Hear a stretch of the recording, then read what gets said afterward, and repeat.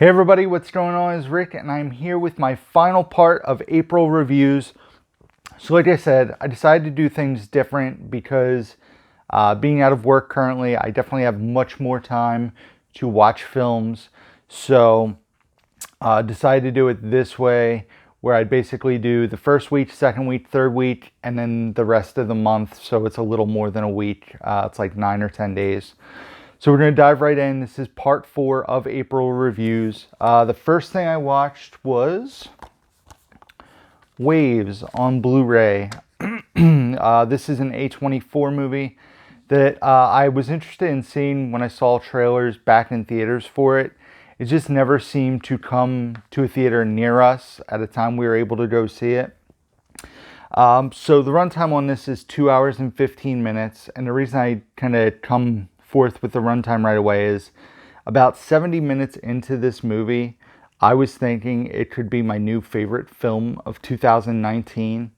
It was a very visceral experience. The beginning starts out with a really crazy camera work thing where basically there was a focal point on the shot and the camera just kept going around. Like, two people in a car is the first part of the film, and the camera is just basically going around the car. And some other, there was football and stuff, and everything was just circular. That was only the first 5 to 10 minutes, and then it gets into the story. The camera work in the film was outstanding and really stood out to me. The musical choices were great and stood out to me. There were sound effects and sound design that built up the suspense of the film. Like I said, this is all in the 70 minutes of the film, the first 70 minutes. The lead performance by Kelvin Harrison Jr., who's that guy right there, also that guy right there, was amazing.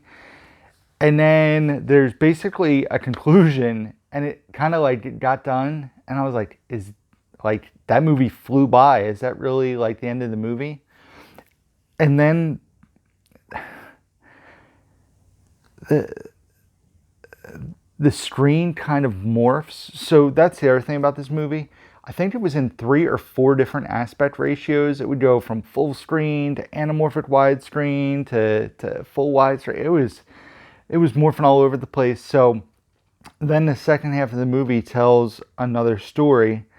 However, the second half of the movie, really, really hurt my enjoyment of this film. Like I said, 75 minutes into this movie, this was a 5-star movie. This was probably going to dethrone Uncut Gems.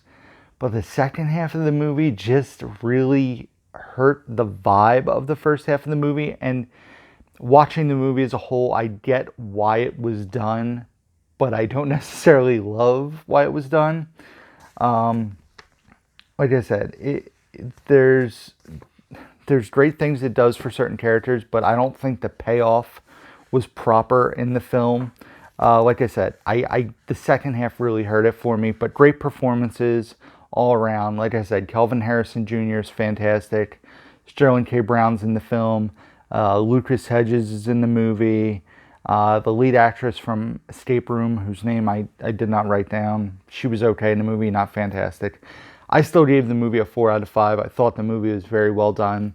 It's just, it was on pace for something I even paused the movie at one point. I was like, this is amazing. I was so sucked into the movie. And then, like I said, second half happens. It lets up a bit for me. The next thing we watched was on Netflix, and that is The Babysitter, which was directed by Mick G. And it stars Samara Weaving. So this wasn't something that was on my radar until I actually was watching Wet Movie 1, because he's been doing similar thing with reviews where he kind of does weekly or bi-weekly reviews, or at least he was doing them. So he talked about it. He said it was a fun time. And it starred, like I said, Samara Weaving, who I can't rant and rave enough about. There's a movie that I watched that'll be in my next review video. That once again, Samara Weaving was fantastic, and like I said, she was great in Ready or Not.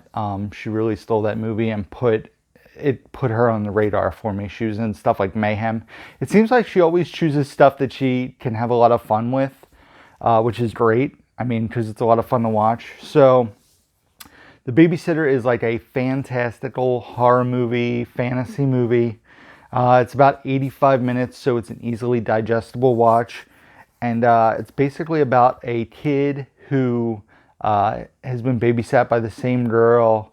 And people at school keep putting the idea in his head that, like, she has boys over and they have parties after he goes to sleep. So he tries to stay up. And basically, he goes downstairs and witnesses something insanely crazy happen. And then the story goes on from there. I'm not going to go into spoiler territory. Since watching this movie, apparently The Babysitter 2 is supposed to be made or is made and coming to Netflix. Don't know if that's really necessary because this movie has a lot of issues and there are a lot of plot holes. But it's also pretty fun. The young lead is pretty good in it. Like I said, Samara Weaving is fantastic, as always. But the movie's nothing really special, in my opinion. I give it a 2.5 out of 5. Like I said, it was watchable, just wasn't amazing. The next thing we checked out was on Comedy Central, which is a bit different. And that is This Is Stand-Up. As you guys know, I'm a bit obsessed with stand-up comedy. I love watching stand-up specials. I love watching documentaries about the world of stand-up comedy. And then on top of that, like, I like watching shows like I'll Be Here All Week and Crashing that are about the world of stand-up comedy. So this was basically a documentary about stand-up comedy, different comedians. There are a ton of different comedians, and like what they experience on their journey compared with like the touring life, with their personal life. Like I said, there were tons of familiar faces. I was trying to hammer down by like different comedians saying their age and who was in the movie. Like Gary Shandling's in the film, and Gary Shandling passed away in 2016. But based on some other footage that was in the movie, I basically got the idea that this was filmed between 2015 and 2017. Taylor Tomlinson's in it. And she says she had just started going full time, so I kind of hammered that down to a particular point of time. Bert Kreischer, my favorite stand-up, is in it, and based on how old his daughters were compared to how old they are now and how old, he talks about her and everything, I kind of mapped it out. So between 2015 and 2017 was filmed, but it has a ton of big name comics. Chris Rock's in it, Seinfeld's in it. And like I said, it's basically the behind the scenes of the comedian life. Comedians who are anywhere from open micers to sold out crowds like Sebastian Maniscalco. Like I said, Chris Rock stuff. Like I said, I am a sucker for these kind of movies. Anything about stand-up comics. You guys will see in my May video the first week, I watched another documentary about stand-up comedy. A bit of a different story, but we'll talk about that in the next video. I give it a 3.5 out of 5. The thing that really hurt it for me is not my fault, but it was on Comedy Central, so I had to fast forward through commercials, which was really annoying, but it was still like an 85-minute movie. That's why it's on this list and not just like a stand-up special or something I watch on TV, which I don't put in Letterboxd. I never talk about in these videos usually. So the next thing was another documentary, and that is Dixie Chicks, Stand Up and Sing. Bridget had picked this up at a recent a book sale a few months ago. Said I should check this one out, so we sat and watched it. And I vaguely remembered the events that happened that caused chaos and stuff. So basically, it was, 2003, I believe. And they were in concert in the UK. And it was just like, it's crazy to think like what happens now, especially in the political climate, compared with like what celebrities say about, the president. But it was basically just like between songs, and she made a comment like that she didn't agree with the war that was going on. And it blew up. People started burning all their Dixie Chick albums. They weren't allowed on country radio anymore. Their sponsors of their tour canceled. They had a new album that they did, I guess, the following year. I think they made a new album in like 2006. And this movie was like leading up to the tickets going on sale for that tour. And they had to cancel like 90% of that tour because tickets weren't selling enough. Basically, it showed the downfall based on one comment that was made about the president, that all things considering, what kind of world we live in now and what people say about, this president, even what people said about the previous president, it was just a simple sentence, a little controversial, but it just changed their career. They were never the same band. Their next album, the one that they were working on while filming this, did score like 4 Grammy wins, but their success, like their touring, their album sales were never the same. They actually recently just put out a new album, which is the first time in, I forget, like a decade or something. It might even be since that album. But basically they were blackballed from the country music industry. And yeah, it shows the whole story. It shows the footage of the comment up until 2006 when they went back there. And she basically made the same comment again.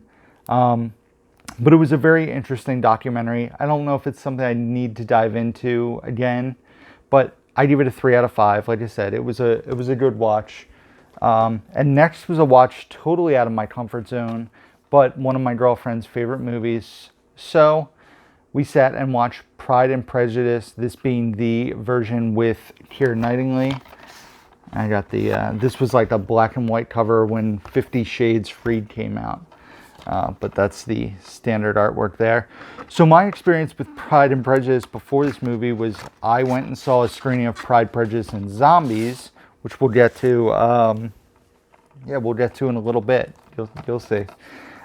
So the movie was incredibly well done. It featured excellent set designs and costumes. I really found myself enjoying the film. The performances were fantastic. I'm trying to think. There were a bunch of familiar faces in here. You had Donald Sutherland, but then you had Jenna Malone, Judi Dench, Rosamund Pike, Keira Knightley, obviously. But it was a very good story. Like I said, I really enjoyed it. I love the way that the dance scenes and like the balls in the film, the parties and that were shot. Basically the camera going through like crowds and going through the dance and kind of like immersing you in the dance scenes. I really enjoyed that. Like I said, Keira Knightley as the lead in the film, Elizabeth, was fantastic and made this movie incredibly watchable. I think I need to find this on the Blu-ray to upgrade for the lady friend, because this is DVD and this is available on Blu-ray. It's not a hard Blu-ray to find, so we'll have to upgrade this. But I enjoyed it. I gave it a 4 out of 5, like I said. A pretty pleasant surprise. So after that, I decided to show Bridget one of my old school favorite movies that I haven't seen in a very long time. And we had talked about seeing this after we had watched the Rush Hour movies with RJ. And that is Money Talks, which stars Chris Tucker and Charlie Sheen. It also stars Heather Locklear and Paul Sorvino. And this is a fun movie. It's a rated R action, basically a buddy comedy, not necessarily a buddy cop comedy, but this was the movie it introduced me to Chris Tucker. It was directed by Brett Ratner, who went on to direct Rush Hour 1 through 3, if I'm not mistaken. But Charlie Sheen and Chris Tucker are really fun together in this movie. They have good chemistry. There's a scene that takes place at a car auction. Probably my favorite scene in the movie. There's some stuff that doesn't hold up, but for the most part, it's a fun movie. Kind of what you'd expect for a, like I said, in 1995, what is this, like 95 minute R-rated buddy comedy. So it was fun. I give it a 3.5 out of 5. It was definitely worth the rewatch. Never got a Blu-ray release. I still got the old school snapper, and I've had this snapper for a long time. Like, this has been a movie I've owned for a while. Next was a movie we watched from DVD.com, so I don't physically have it. And it's one that we missed during the holiday season. We just didn't get the chance to see it in theaters. There was so much that was out. So busy in the month of like December and January that we just didn't have a chance to see it, but we caught up on it. And that is Just Mercy, which stars Jamie Foxx, Michael B. Jordan, and Brie Larson. Excuse me. It's based on a true story. I'm a big fan of based on true story, kind of like courtroom drama, true story movies. I really enjoy them. Jamie Foxx was great in the movie, but Michael B. Jordan was absolutely fantastic as the lead in the film. He was just so good. Brie Larson was a minor role in the movie. She wasn't in the movie a ton. She was basically just the supporting actress. But Michael B. Jordan is so good in the movie. I definitely think that he's becoming one of my favorite actors out there right now. When you look at performances in Fruitvale Station, this movie, my nose is itchy, I'm sorry. Fruitvale Station, this film, Black Panther, like, he's consistently good in the roles. Creed and Creed 2, he's phenomenal in.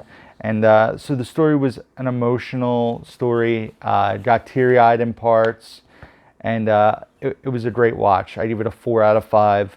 Would definitely recommend it highly to people, especially if you like that kind of like true story, courtroom drama. It was well worth the watch. So the next thing we watched, as I mentioned, we watched Pride and Prejudice.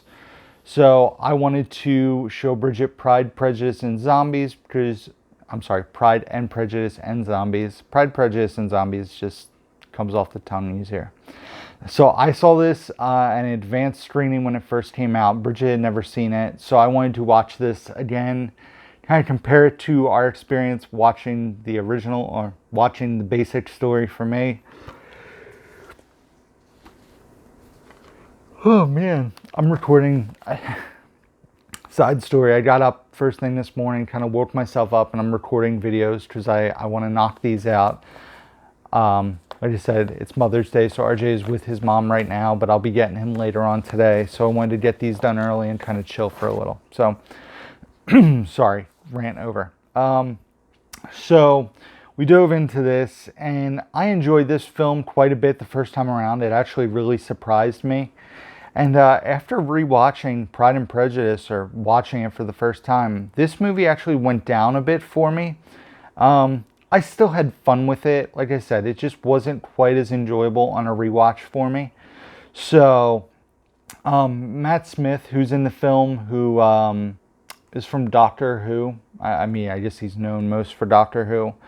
Plays Parson Collins and steals the movie. Like, he is the highlight of the movie. And I actually said that to Bridget when we were watching Pride and Prejudice. Like, oh, that character, like, that reminds me of Pride and Prejudice and Zombies. He's the highlight of the movie. And not watching this in, 3 or 4 years? When did this come out? I want to say this came out in 2016. So, yeah, 4 years later, he was still the highlight of the movie. He was definitely the standout. So I give this a 3 out of 5. Like I said, it went down a bit for me. I think I had a 3.5 on the initial watch. So, yes. And then RJ was here for a week, and we dove into a franchise, which we'll talk about in a second. And I'm going to kind of jump out of order a little in the way we watch stuff. We watched Mr. Deeds, and then a few days later we watched Big Daddy, but let's talk about them both. So we watched Mr. Deeds first, and this was an Adam Sandler movie I had only seen maybe twice before, probably more like once, but it wasn't one I watched regularly as Billy Madison, Happy Gilmore, Bulletproof, Big Daddy, Wedding Singer, movies I watched over and over. Mr. Deeds was it was a good rewatch. It really has a lot of heart to it. Adam Sandler is very good in the movie, in my opinion. It's a very sweet story. John Turturro is also very funny in the film as the butler and steals multiple scenes that he's in. I will say that I'm not a huge fan of Winona Ryder in the movie. I found her to be a bit annoying, and I know that's partly her character, but even at the end, I still didn't really fully care for her character, so that kind of hurt the grade a bit for me. I gave Mr. Deeds a 3 out of 5. Like I said, I think it's still a good watch. I think it still holds up pretty well. And then Big Daddy was like, it's such a fantastic Adam Sandler movie from '99, and then Mr. Deeds is from '02.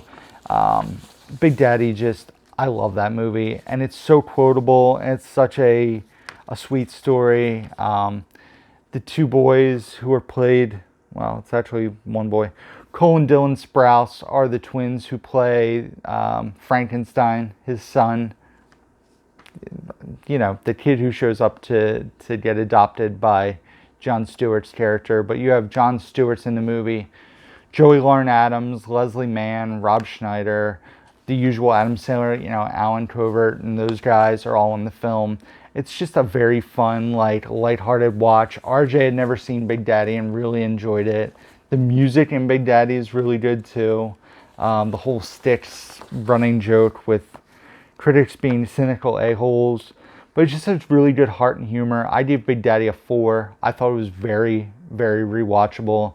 And like I said, it's Adam Sandler when Adam Sandler is really good. So, but as I said, we dove into a franchise, and that franchise was Indiana Jones. RJ had never seen any of these movies, and I thought I had seen them all, but I feel like one or two weren't very familiar to me. So anyway, we dove into the Indiana Jones franchise, and the first one being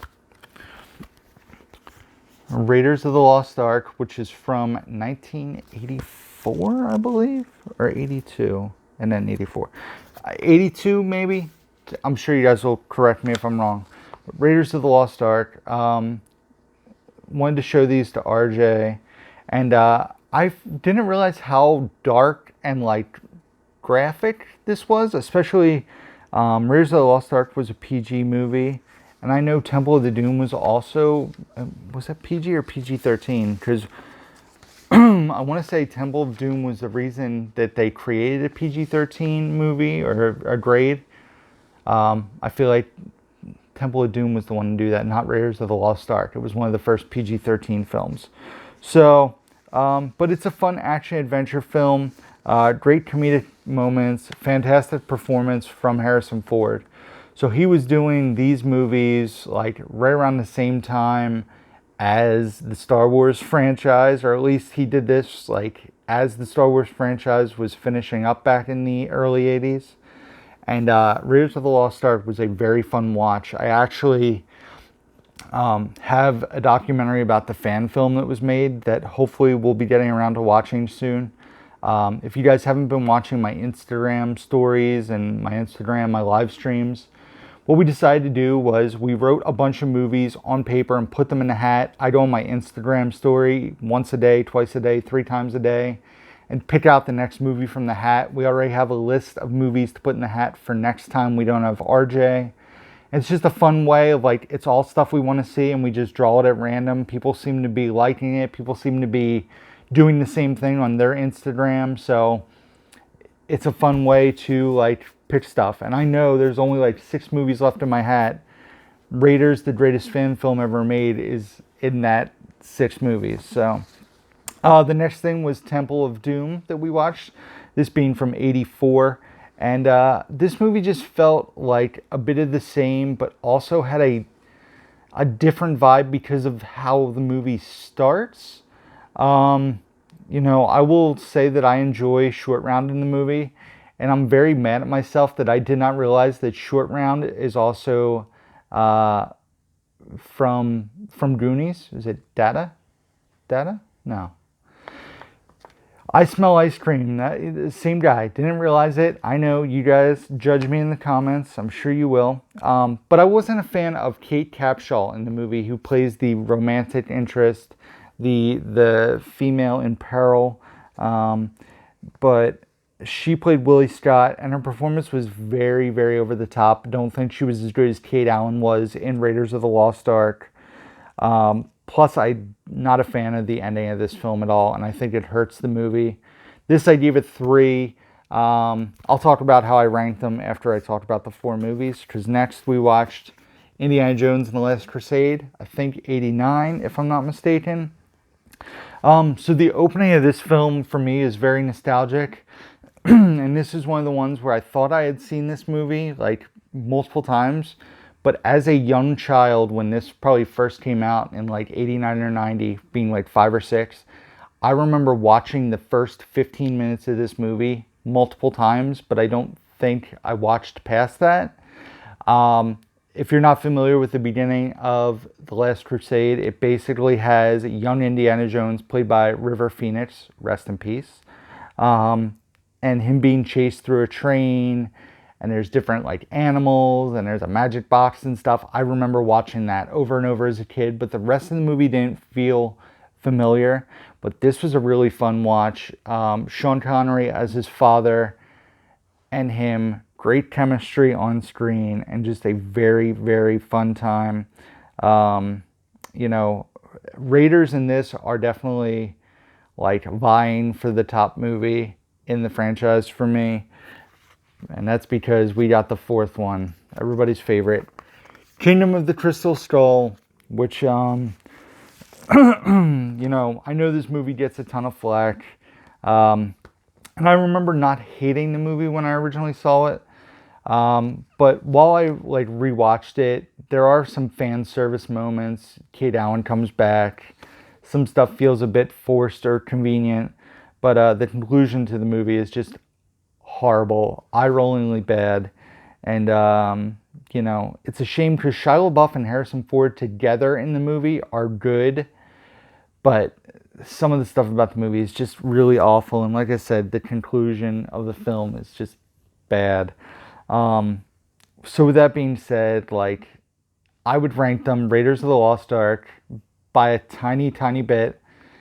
Indiana Jones and the Last Crusade, Temple of Doom, and then this is a 2.5. Raiders and Last Crusade are 4s, and Temple of Doom's a 3. So it's like 2 great movies and then 2 okay movies. That's the way I see the Indiana Jones franchise. But this is a cool, like I guess it's not really a digibook, but it's a 5-disc set. There's a bonus disc. Does it have the ratings?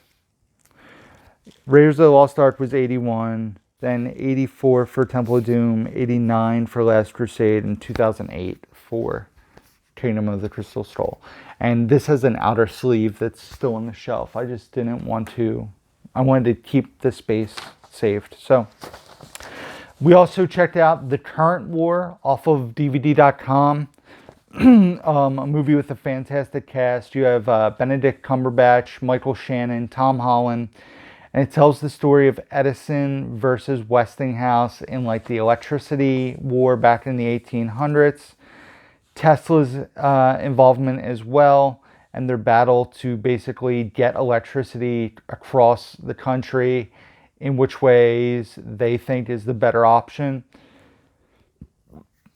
In my opinion, the movie suffers from being slow-paced. You know, it wasn't a bad film, but it was just very slow in parts.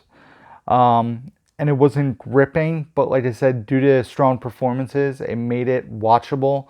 Definitely not something I want to buy or rewatch personally, but I know other people have loved it. I believe Cinema Sickness Dave just watched it and really enjoyed it. I didn't feel the same way, but hey. The fact that we even got to see this movie is really crazy because it was supposed to be released in 2017 by the Weinstein Company. Stuff went wrong with the Weinstein Company, as you guys might know, and it basically got shelved. Then the director had to battle to basically get his movie back and to come out.